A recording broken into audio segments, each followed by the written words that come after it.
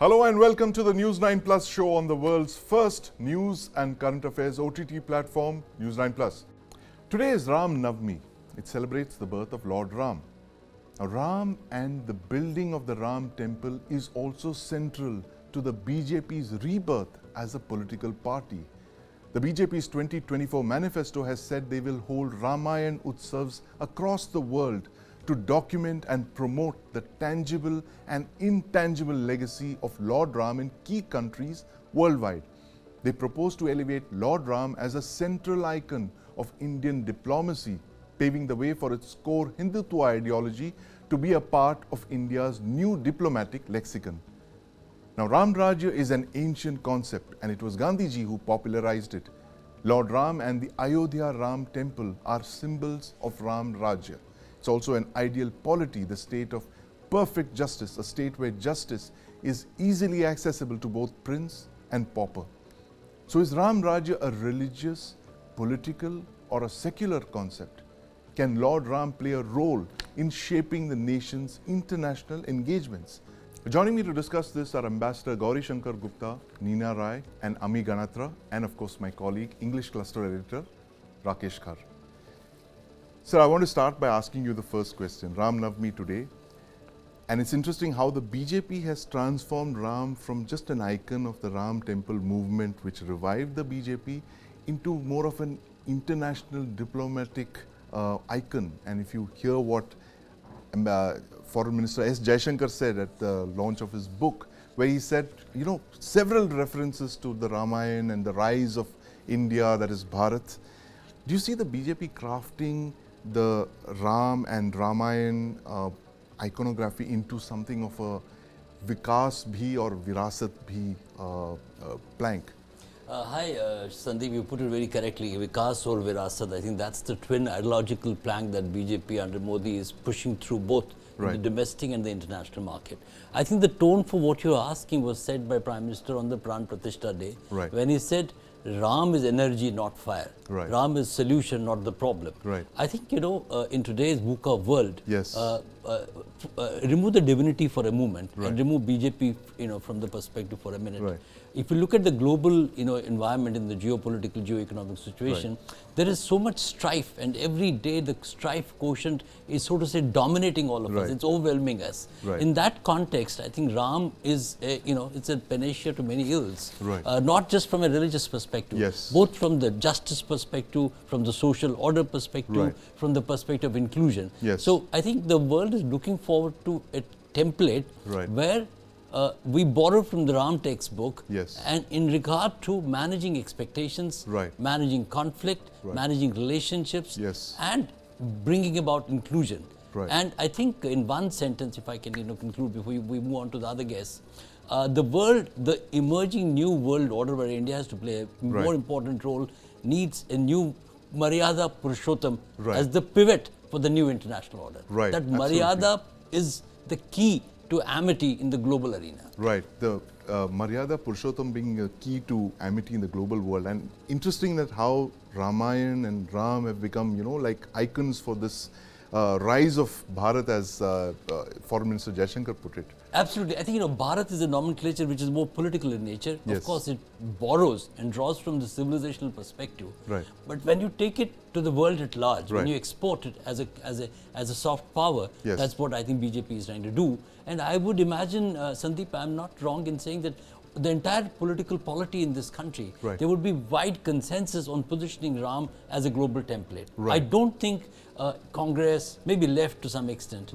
but everybody else, who sees Ram slightly removed from the divinity, more in the sense of governance and a larger social inclusive architecture, would be happy to, so to say, make Ram go places in the international arena. Interesting, Ram going places in the international arena. We got two great authors with us this evening. Ami Ganatra, of course. Ami, I want to start by asking you, what are the common aspects of the Ramayana? Ramayana is a text that's found all across Southeast Asia. Of course, the interpretations of the Ramayana are very different when you move from Thailand to Indonesia and, of course, to Cambodia.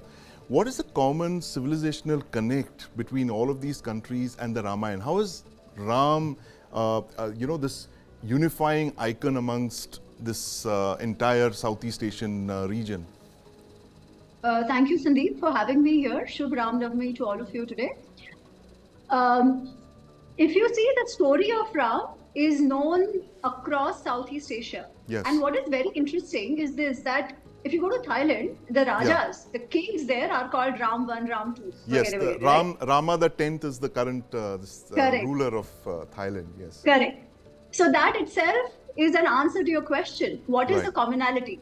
While there might be differences and, they'll have some story about where did Sitama origin, what were some of these relations, what was the character of Hanmani, they might be a little different. Right. But what is common across all is that how was Sri Ram as an administrator? How was he as a Raja? Right. The concept of Ram Rajya, it is about a state which is happy, where all the citizens have the right to grow, to not just materially, spiritually, emotionally, everywhere. Sarve dharma parabhavat, sarve mudita mevasit. Everybody used to be very happy. Everybody had full stomachs. Everybody had enough to give and share. There was absolute justice.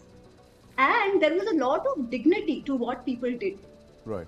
And why did all this happen? Because Sri Ram knew one concept of governance. Put the praja sarvopari. Right. The citizens come before everybody else. Your entire administrative system, your setup, is tuned to the needs and the aspirations of the people. If all governments work like this, keeping in mind not just their people, but the world at large, we would be a much better place. Absolutely. So that's how Sri Ram is understood across the globe.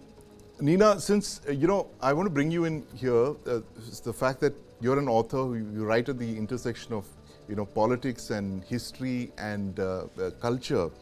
Now, the BJP had 2 seats in 1984 and it adopted the Ram Temple movement, and in 89 it got 85 seats, and it's not looked back as a political party ever since. But this new phenomenon of, as our guests have just told us, this new phenomenon of Ram and Ram Rajya becoming much more than just about a political party, becoming something of a nation's rise, India's rise in the global world. How do you see this playing out in the next couple of years?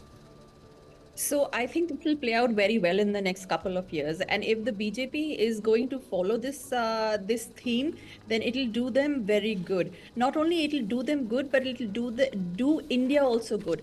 Another thing I want to point out is this little fallacy. The fallacy is that because of Ram, it is when they started promoting Ram, from 2 seats they increased. No, this is the wrong way of looking at it, and I don't mean it as an offense. The thing is that Ram's wave was always there. It was consciously not being heard by other parties. The wave of Ram has always been there, the adherence to his principles, him being followed as the ideal king by each and every royal, princely state of India.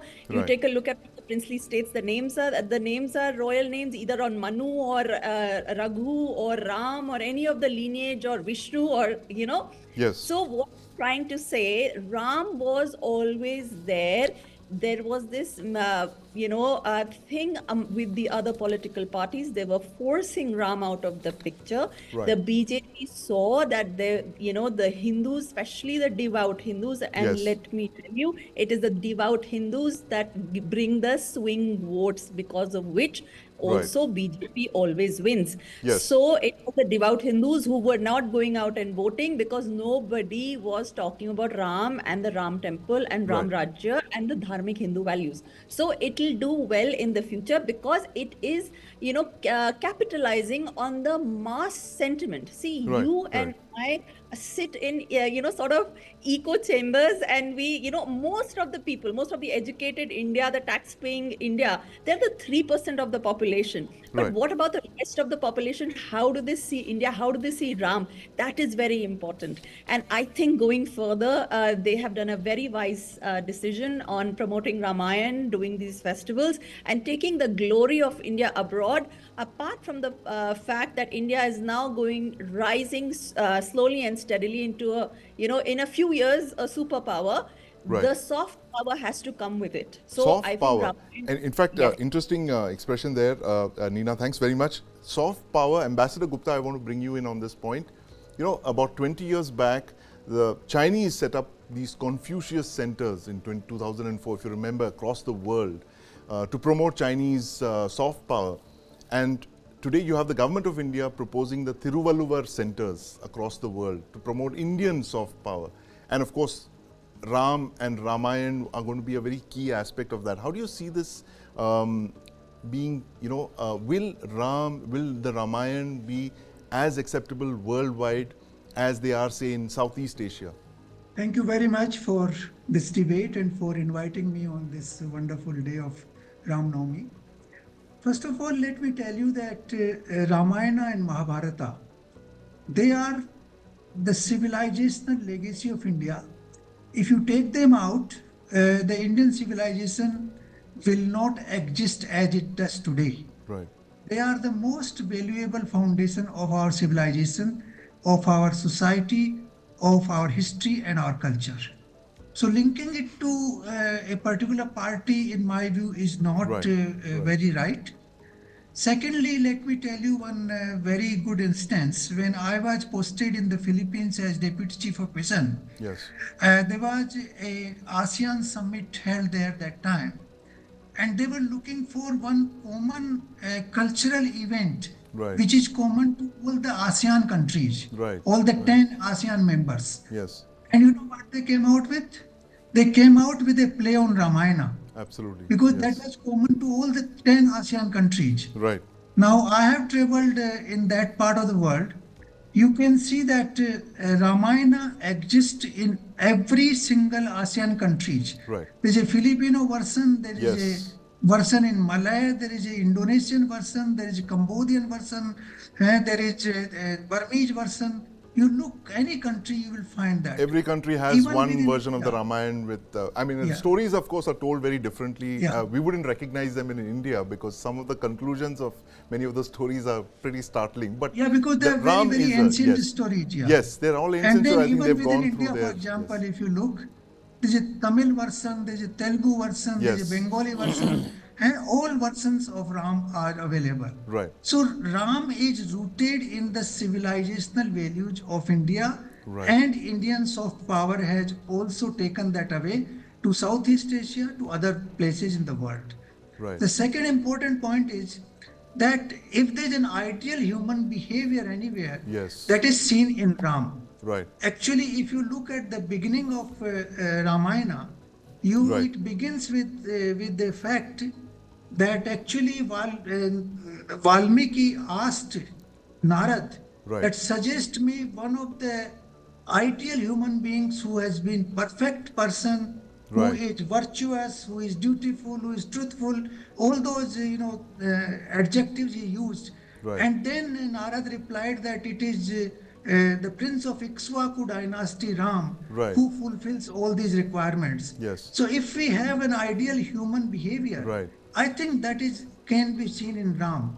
So there's no harm in looking at Ram as an ideal human being in every respect, whether as king, whether as a father, or whether as son, or as a friend, or a husband. In every variety of role which we perform, Ram can be seen there. The personification, absolutely, yes. Thank you, Ambassador Gupta. Mr. Khar, exactly what you just said, that Ram being the ideal model human being, the ideal husband, the ideal father, the ideal son, and all of these embodying the ideals that India kind of stands for on the world stage, as upholding the path of truth, the honesty and all of that. Would this, you think, in the BJP's third term, if the government comes back, do you see this as becoming increasingly a key aspect of our diplomacy? There are indications as of now in 2024, as Foreign Minister Jaishankar has started introducing it, Prime Minister Modi has been speaking, but do you see a big outreach of the way we saw yoga in the second term of the Modi government? Sandeep, I think, the government, if Modi comes back in his third term, would obviously try and, so to say, leverage this as a key component of the overall soft power policy. Modi has been spending a lot of time trying to harness the soft power quotient from the Indian perspective, and we've had some, initial breakthroughs there. I think one wouldn't be surprised if Ram becomes a centerpiece of that policy. Right. And if you look at it in context, both Mahabharata and Ramayana are, so to say, the right for us all to exist from the civilizational perspective. Right, they're pillars to Indian but if you do a comparison story. between Ramayana and Mahabharata, why Ramayana? Why not Mahabharata as the, so to say, spokesperson for the global template? It is precisely for the reasons that all of our esteemed guests pointed out, that Maryada Purusham, that ideal character which combines all the perspectives that are available today. And if I may say so, the proof of the idea is already there. I keep saying one of the key reasons that India-born managers drive global boardrooms, I have identified 3 key attributes for that. And they all go back to some of the learnings from both Ramayana and Mahabharata. I say Indian minds, right from the alphabet to the Googles of the world to the tech companies to the non-tech companies, Chanel being the latest example, Neena Rai becoming the first woman to be the global CEO. It is 3 Qs, SQ, IQ, EQ, and then CQ. SQ is the spiritual quotient. Their ability to navigate conflict, that strength from internal engine that comes about to manage conflict, and conflict is inherent to growth.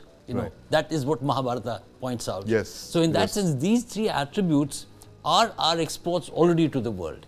If they've done really well, of course, they're all very, very outstanding people who are driving these global boardrooms. But what makes them tick and grow in this global competitive environment are these 3 or 4 attributes: the spiritual quotient, the emotional quotient, the cultural quotient, and then the intelligence quotient, which is common globally. But these 2 quotients, which essentially emanate from the civilizational perspective, make them really outstanding, stand as the top star leaders in the global boardrooms. And that's what I think is going to become a bigger piece once we move outside of the boardroom as well. Absolutely interesting how the epics still find so much of resonance, not only in politics but geopolitics, and as you've pointed out, Mr. Khar, into the boardrooms as well. And in fact, one of the Bollywood directors that I was speaking to had a very interesting perspective, and he said that that the difference between the Ramayana and the Mahabharata is the Ramayana is the way we want the world to be, and the Mahabharata is the way the world actually is. Actually, the practical and the the ideal. grays, absolutely. There are no blacks and whites. What I think BJP has done right with the temple, if I think what has happened is that, which is extremely important and significant to my mind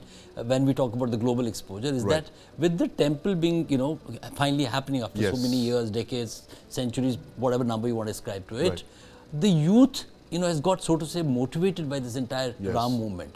When the youth gets motivated, you've seen what is happening in some of the metro trains, across metros in India. There are these Ram tunes being played, there is a rap around it, there is music around it, there is that resonance. So when they travel globally, I think they will carry the Ram message as much as probably an ambassador in his or her wisdom would do. Absolutely. Yeah, thank you for putting that in so succinctly, Mr. Khar. And I'd like to thank our guests as well this evening, Ami Ganatra, Neena Rai, Ambassador Gupta, and of course Mr. Rakesh Khar, to talk about how the BJP and indeed the government has taken the Ram and Ramayana beyond just the temple, beyond just the civilizational connect. It's looking at continuing the Ram wave across the world, making it a cultural icon of India, a representative of Indian culture, civilizational connect of India with the rest of the world. The Ram wave as we see it, 2024.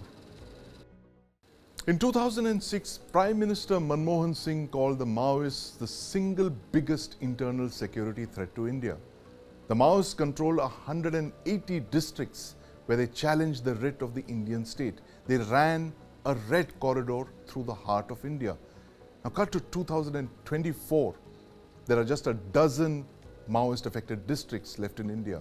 And on the 16th of April, 29 Maoists were gunned down by the BSF and DRG in Chhattisgarh's Kanker district. The dead included 3 senior Maoist commanders. On Sunday, Home Minister Amit Shah said the BJP would end Naxalism in India in the next 3 years. From January this year, as many as 79 Naxalites have already been killed in separate encounters with the security forces in Bastar. Is this the end of the road for the Maoists? And how realistic is this 3-year deadline? Joining me to discuss this are Brigadier B.K. Ponwar and my colleague Aditya Raj Kaul. Gentlemen, welcome to the News9 Plus show. 29 Maoists gunned down in Bastar. in Kanker specifically, an area where you trained the police for close to 2 decades. How significant is this encounter in Bastar? The basic issue was when Chhattisgarh became Chhattisgarh in 2000, and the last Chief Minister, Dr. Raman Singh, and the Governor, General State, and the DG, Mr. Rathore, they sat down and put their act together and said, there is something we need to do. We need to recruit new policemen, young boys, and we need to train them in guerrilla warfare. That is why, because of lack of training, that we have been having so many casualties. In Rani Bodli, 55 killed. Hiram Ghati, 76 killed. Everywhere the police was getting killed because the police learned how to do police work. Be in the police station, wait for a FIR to be lodged, and after that, the police action starts. Guerrilla warfare, to counter the guerrillas, you have to go out of the police Absolutely, station fight the guerrilla like a guerrilla. Yes. And they are now going after the Maoists from multi-directional. I heard that Kevat fellow, Mr. Kevat, the TI of Pakanjur area, stating that they're doing multi-directional assault on the police, exactly how they're supposed to do. Right. And that is the reason that the policeman has become a counter-guerrilla specialist. Right. That's the Naxalites are now finding it very difficult. Multi-directional attacks, Aditya, as Brigadier Ponwar mentioned, that the police are now thinking like guerrillas and ambushing the guerrillas the way the guerrillas once ambushed the police. But you know, the Maoists really in Chhattisgarh have been very resilient. Every time in the past also we've seen that they've bounced back with several ambushes. They've ambushed security forces personnel as recently as last year. 20 policemen were killed. What leads you to believe that they could not come back this time around? They could perform a similar turnaround? Firstly, credit where it is due. I think this is one of the biggest operations in Chhattisgarh that has happened ever, where 29 Maoists have been gunned down. This is the periphery of Abu Jumad that we are talking about. Abu Jumad, till a few years ago, was called a liberated zone. Absolutely. And impenetrable forest. Impenetrable completely. And in Bastar, the Maoist heartland, it was difficult for the paramilitary and for the DRG and the Chhattisgarh police to counter them. And numbers speaking, I think this is the second biggest operation ever against the Maoists, the biggest being in Gajroli in 2018, where 37 Maoists were killed in a 72-hour-long operation.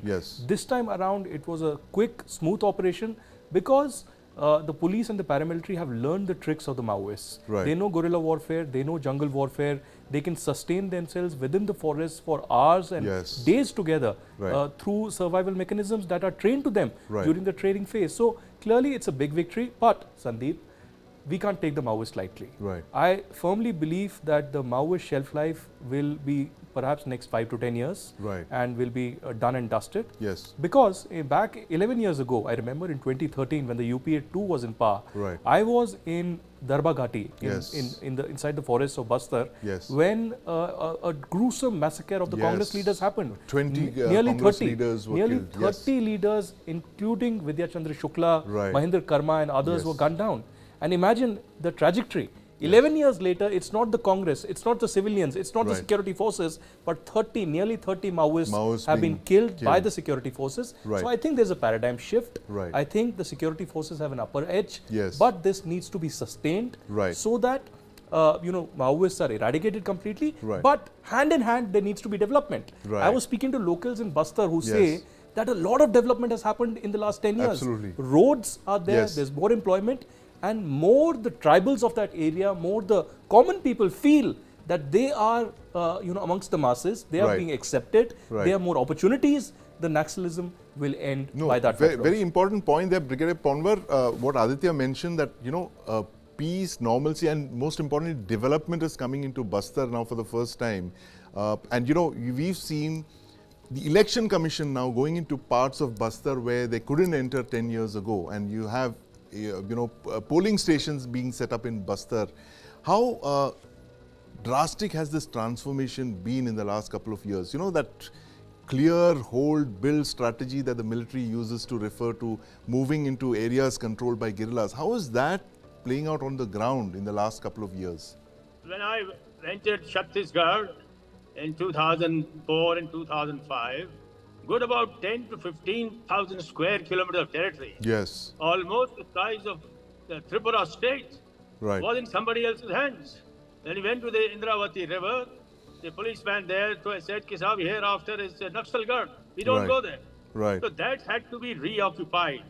Like an elephant walks in, he walks with his 3 feet on the ground, 1 in the air. Then he puts the 4th foot on the ground, crushes it, and then moves on. So similarly, these posts have come up now. The CRPF, the BSF, all the Central Armed Police Forces. This is the net which has been created. These are forward zones which have been created and mutually supporting. So once that happens, from one to the other, 15 kilometers away, then between the 2 zones, 2 posts, you have the roads coming up. Then you have the hospitals coming up. Then most importantly, you have the self-confidence coming up of the civilian population. They should be saying, or they are now saying, Hamari police, hamari suraksha ke liye aayi hai. Hum abhi swachh hain, safe hain. हमारे बच्चे school जाने लगे हैं, हमारे बच्चे को अच्छा खाना मिल रहा है, हम एक नई जिंदगी देख रहे हैं, एक नया हिंदुस्तान देख रहे हैं. नहीं तो we were all inside the jungles eating bamboo roots. We were left behind by the great Indian economic boom. They left us. You see the satellite map of India in Diwali time, and you will see that there is the heart of India totally dark once upon a time. Now lights are coming up now. Roads are coming up, and education is coming up, and self-confidence is coming up. These people are now thinking of the world, thinking of joining the IPS and IAS and so many others. The results are yet there's just been out, and so many people from the remote areas are now going to join Indian administrative services. So this is the situation. And what is more, the surrendered Naxalite says, oh, we didn't know there was so much to do. Surrendered Naxalite said, Psy war was done on us, and we were told this is your India, and this is what you have to do, and you cannot go. Your family will be held to ransom if you leave us and go. But when they surrendered finally, they got rehabilitated by the government, and now they've entered into their marriage and normalcy. What we are looking for is normalcy, and that normalcy has set in. That normalcy is set in, Aditya, and it's impressive that how Brigadier Ponwar has been there. I remember meeting him over a decade ago in Kanker, and he was running this college of jungle warfare right in the middle of nowhere with snakes and scorpions for company. But now, and you know that entire area around that was a no-go zone practically, but now you have encounters of this size, 29 Maoists being killed right there in the heart of Maoist land, the area the size of Tripura. How feasible is it to imagine that the Maoists would surrender? This has been the policy of the government for many years. The policy has been there. There are many relaxations that have been made as well by state governments and the centre. And look at the situation, Sandeep. I remember more than a decade ago, the government was on its knees before the Maoists. Every time a senior government official or a group of civilians were kidnapped by the Maoists, the district collector and an intermediary from New Delhi who was close to the Maoists had to come down, and there were negotiations for days together. Sometimes, there were people who were killed as well. So I think now the game has changed completely. There are opportunities that are being given to the Maoists to surrender. Many have surrendered as well. A lot of intellectual class of these Maoists has also been attacked, and that's why they do not have the kind of money, the kind of infrastructure that they had. Perhaps coming from China, perhaps coming from the northeast route. Very important, the overground workers. Absolutely. And, as I said, credit where it is due. The paramilitary, I have seen them working in the toughest of conditions. In Bastar, it's standing for hours together, waiting. And you don't know where the attack can mount from. In fact, last year, we made this documentary called Cobra from Jharkhand. There are similar examples from Telangana and others where Maoists have been completely rooted out, completely eradicated. So Cobra has been trained in a certain manner to survive in the jungles and to counter Maoists for weeks together. So similarly, the BSF also, I think this is the biggest successful operation for the BSF after years together. And that is a big pat on their back that they have been able to achieve this, and this will also increase the morale of the forces in the central Indian belt, where I think Maoists are just a few hundred in number now. Yes. And as you said, it's not a few hundred districts. It is merely less than a dozen districts that are affected. And right. Just like the Home Minister Amit Shah said, Naxalism will be eradicated. Yes. And I think we are firmly walking on that path now. We are firmly walking on the path of, eradicating Naxalism, Brigadier Panwar. But of course, I'm fully conscious of the fact that Naxalism, Maoism is an ideology, and that would be really difficult to defeat. But this ideology is, practiced, it's promoted, it's preached by the Central Committee of the Maoists. Now, Brigadier Panwar, we've been tracking all these Central Committee members for a very long time. Several of them have been captured, some have died in encounters. But still, this Maoist Hydra continues with this Central Committee still in charge. What is the possibility, according to you, that the Maoist leadership might actually decide to, say that, listen, it's better that we come out of the jungles, we surrender and we negotiate with the government? Do you see the possibility of that happening in the near future, or do you believe that given the fact that how ideologically brainwashed they are, they might prefer to go down fighting? Well, their leader, Gopala Lakshman Rao, handed over the baton and ran away to the Philippines. Right. He said he's now sick and old, he's beyond 70 years. Yes. And he's not able to handle the situation. Right. So he handed over to another guy, and they're leaving the battlefield. Right. If they have to, fight for a red flag on Red Fort, these are all imaginary things. Right. With the group of teachers in Karimnagar got together and started,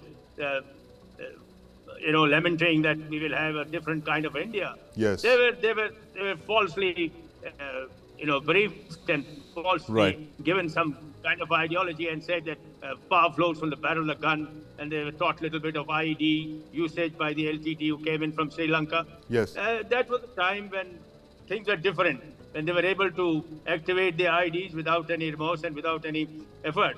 Right. But now the IEDs are found out. We have now taught the people how to go about and bring about peace and tranquility. Right. So the leadership as of now is now tethering. New leadership is not available. Yes. New people are not available to take the place of the senior lot. Right. And senior lot are getting killed almost every day. Just yesterday you said 3 others have gone down. Yes. The others are watching, and if they without leadership, no guerrilla unit can survive. Right. Even in the northeastern states. Yes. NSCN leader Isaac Su said enough is enough, and we have got to go, and they have surrendered. Kaplang is left for a little while. He also is dead, and there is not very many people to take on the agitation. Right, absolutely. The Ulfa leader has also sent in particulars that he wants to surrender. So the point is, the leaders are now getting sitting on a thin edge and wondering what to do next, because everything revolves on power flows from the barrel of the gun. Right. When the gun has been silenced, as it is being silenced every day, then where is the power? What will they do? Out in the jungle, when from 4 sides, security forces have established their camps, where will they live? Population is the center of gravity in this warfare.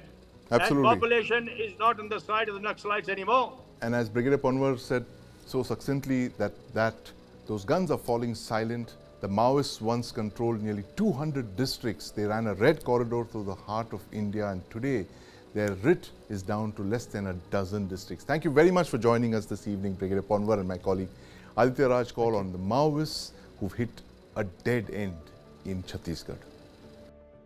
As Indians get ready to flaunt the index finger with the indelible ink mark, polling begins this Friday. News9 Plus asks, is it time to retire the ink and think digital? Catch our story, Think Beyond Ink, only on the News9 Plus app. Download and watch. And thanks for watching.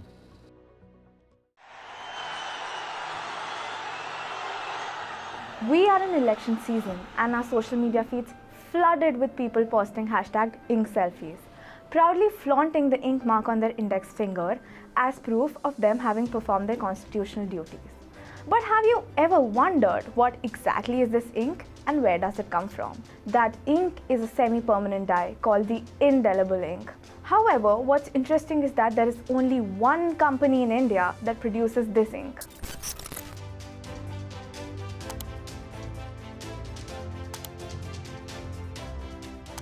When we talk about Mysore, Mysore has a rich tapestry of old heritage buildings, but most of these buildings like your palaces, the government quarters, all these buildings have now become a relic. But the Mysore paint varnish factory still holds on to that old grandeur, the old structure, and the only modern thing that you see in that entire factory is that lab. It's still not that modern or that tech driven that we see in today's time, but it is sufficient enough for them and for their activities. So they were happy with it, and that is how the entire feel of that entire Mysore paint varnish factory is.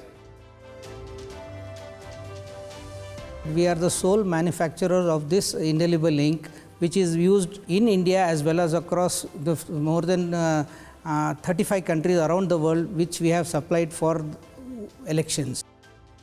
Our product is well-established product, and everybody has the trust in us. The accountability of a government company is much more than compared to a private company. Private company, it is mostly profit-oriented. Although indelible ink is inseparable from the voting process, however, there is a notable exception. The Election Commission of India has rolled out a vote from home facility for senior citizens aged above 85 years of age and for individuals with over 40% disability. It's not that we are taking our machine to them. We are taking our only postal ballot to them, which they will sign, or there will be a stamp. They will stamp the postal ballot, and it will be put back in the envelope, and they will bring it back. So all it means trained manpower which will go to people's homes, and we did it in COVID. It worked very well, and it will work in future also. In any case, in COVID we were giving this service to everybody over 80. Now they have changed it to 85, so which means the number will decline. But then even if it was 80, not a big issue.